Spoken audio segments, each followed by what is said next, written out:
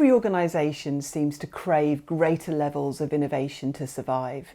You know, they put it in their value statements, CEOs boast about it in their annual statements, innovation hubs are set up, expensive innovation gurus speak at the annual leadership conference. And in HR, we recognise this craving and we try and respond too. We invest in innovation training.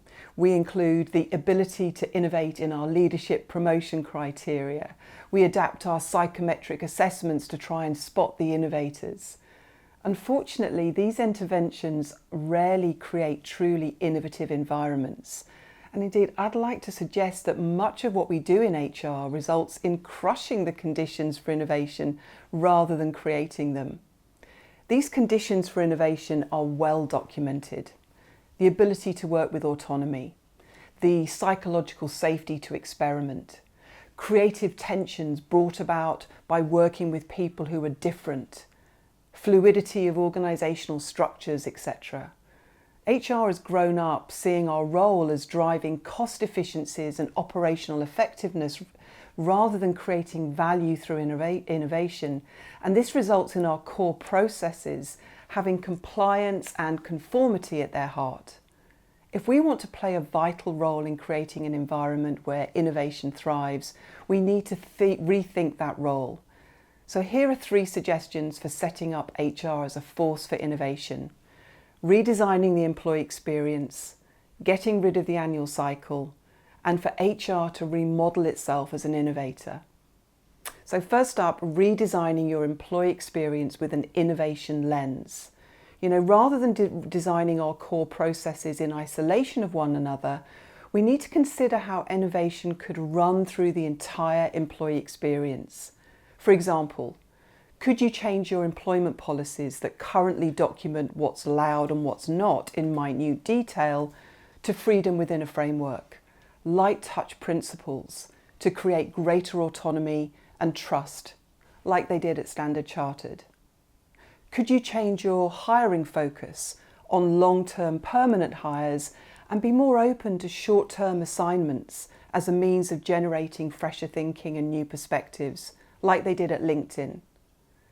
Could you redesign your onboarding so it's less about achieving conformity to getting to know more about what makes each new colleague tick, like they did at Wipro? Could you change your succession planning to include employee suggestions of who they'd want to lead them, resulting in leaders who are different to the ones we identify from a top-down perspective, like they did at EasyJet? And could you consider how your reward practices encourage people to experiment and risk failure rather than doing more of the same and hitting target, like they do at Procter & Gamble? Secondly, getting rid of the annual cycle. You know, we also need to look hard at our tendency to deliver people processes on an annual cycle and how this undermines our organisation's ability to move at speed. Annual performance appraisals, annual engagement surveys, annual talent reviews, annual bonus schemes, these belong to a more sedentary era.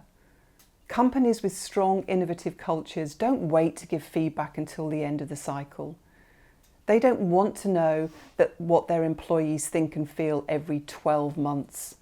They don't wait until the talent review process draws to a close to move and promote great people. They don't wait till the bonus scheme has been calibrated to say thanks. Just because the business results follow an annual cycle doesn't mean that we should. And finally, as that motivational poster says, be the change you want to see. We need to be role models for innovation within HR. We can bring new and fresh perspectives to our work by partnering with teams outside of our domain, particularly marketing and technology. We can develop our abilities to experiment, to fail fast and move at the pace of our most demanding clients. We can choose not to wait till our competitors have implemented it first, thereby making it safe for us to do so. We can extend our learning beyond attending HR conferences and hearing about best practice in our own field. and we can focus on outcomes rather than process.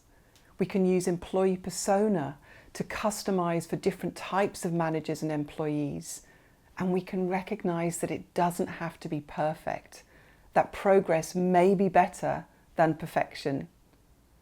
So by getting rid of our annual cycles and replacing them with more fluid and agile approaches, redesigning key moments in our employee life cycle with a focus on innovation, and stepping up ourselves to be the role models for innovation, we can create the conditions where our employees can be more innovative. Hi, and thanks for watching. If you found it useful, make sure you subscribe and turn on notifications to get more videos like this.